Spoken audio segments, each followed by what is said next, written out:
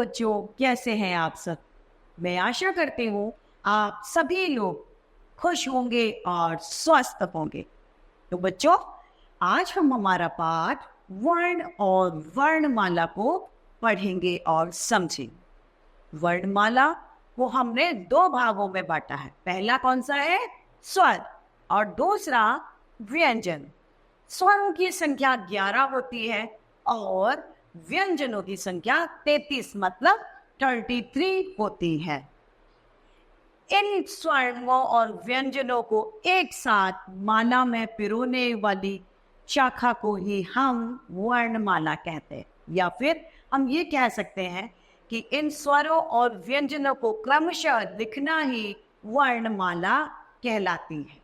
आइए बच्चों, इस पाठ को हम विस्तार से पढ़ते हैं और समझते हैं। ये है हमारा पाठ 2, वर्ण और वर्णमाला।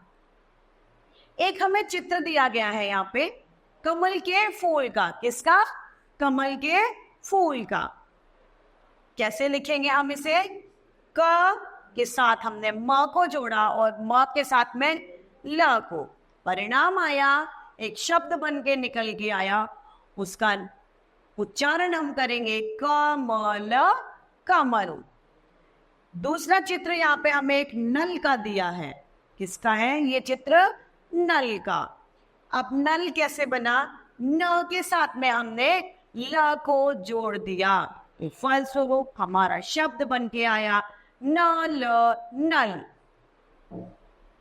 तीसरे चित्र में हम फलों को देख रहे हैं, तो फ के साथ हमने ल को जोड़ा, परिणाम स्वरूप हमारा शब्द निकल के आया फल, फल। इन्हें बोलने में हमारे मुंह से कुछ छोटी छोटी ध्वनियां निकलती हैं, जैसे कि कमल, कमल, नल, नल, फल, फल। बोलने में मुंह से निकलने वाली सबसे छोटी ध्वनि को हम अक्षर कहते हैं। क्या कहते हैं? अक्षर कहते हैं। अक्षर के लिखित रूप को वर्ण कहा जाता है। इसको, जब ये अक्षर जो हम मुंह से बोल रहे हैं वह अक्षर है, और जब हम मुंह से लिख रहे हैं तो वैसे भी भाषा की सबसे छोटी इकाई बच्चों क्या होती है? वर्ण।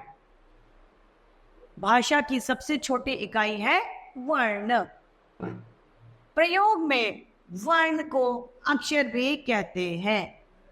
किसी भाषा के वर्ण समूह को वर्णमाला कहते हैं। किसी भी भाषा के समूह को वर्णमाला कहा जाता है। हिंदी वर्णमाला में 52 वर्ण मतलब अक्षर जो होते हैं वो कुल कितने होते हैं? 52, यानी 52 वर्ण होते हैं, जिसमें कि 2 भागों में इन्हें बांटा गया है। पहला है स्वर, दूसरा व्यंजन। स्वरों की संख्या 11 होती है। जिन वर्णों का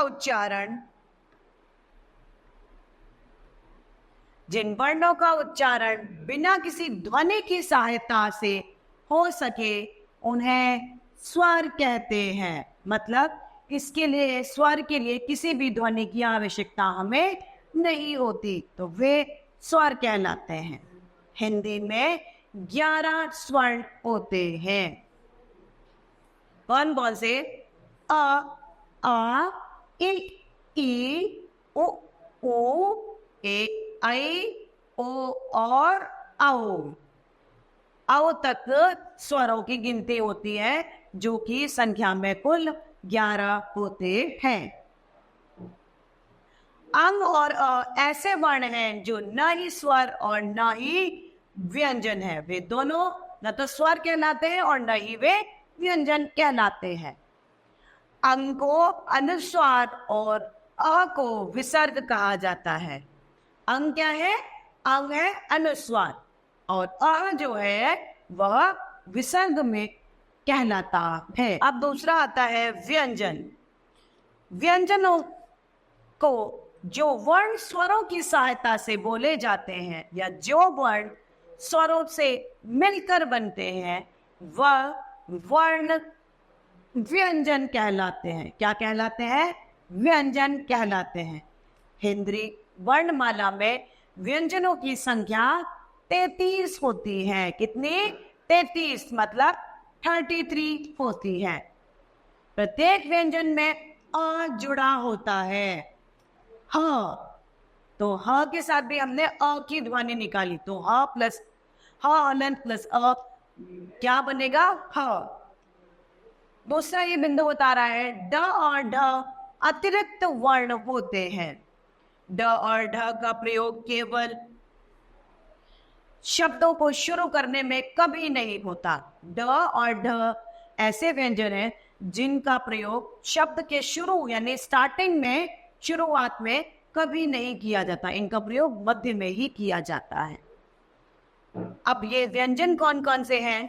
क ख ग घ ड़, च छ ज झ ड़, ट ठ ड ढ ण, त थ द ध न, प फ ब भ म, य र ल व और श स स ह। ये सभी व्यंजन हैं और इनकी कुल संख्या 33 यानी 33 होती है। संयुक्त व्यंजन जो दो व्यंजनों से मिलकर बने होते हैं, जो दो व्यंजनों के मिलन से बनते हैं, वे कहलाते हैं संयुक्त व्यंजन।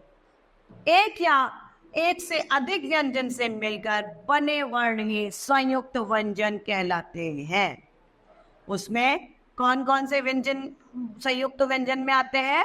श, त्र, ज्ञ और श्र, श्रमिक, ये चारों जो है ये संयुक्त व्यंजन में आते हैं क्योंकि वे दो व्यंजनों से मिलकर बने होते हैं। क्षत्रिय बनता है क हलंत और श षटकोण से मिलकर। त्रिशूल बनता है त हलंत और र से मिलकर। ज्ञानी बनता है ज हलंत और इ से मिलकर। और आखिर में श्रमिक बनता है श हलंत और र से मिलकर बनता है श्रमिक। याद रखने योग्य यहाँ पे बात है, दो व्यंजनों के जोड़ने पर जो वर्ण बनते हैं उन्हें क्या कहते हैं? उन्हें हम संयुक्त व्यंजन कहते हैं, जो कि उसके नाम से ही झलकता है। संयुक्त मतलब साथ में। अब दो व्यंजन के मिल के बनने वाला शब्द ही संयुक्त व्यंजन वर्ण कहलाता है। दायित्व व्यंजन, जब दो एक जैसे व्यंजनों का योग होता है तो वे दायित्व व्यंजन कहलाते हैं। क्या कहलाते हैं? दायित्व व्यंजन। जैसे क, मम, चिच, नन, तच आदि। क हलंत और क बन गया कक, म हलंत और म मम। इसी तरीके से ये सभी द्वित्व व्यंजन के उदाहरणों में आते हैं। तो बच्चों, इस तरीके से हमारा पाठ वर्ण और वर्णमाला समाप्त होते हैं। मैं आशा करती हूँ आप सभी लोगों को यह पाठ भले भांति रूप से समझ में आ गया हो। तो आज के लिए इतना ही, फिर मिलते हैं। धन्यवाद।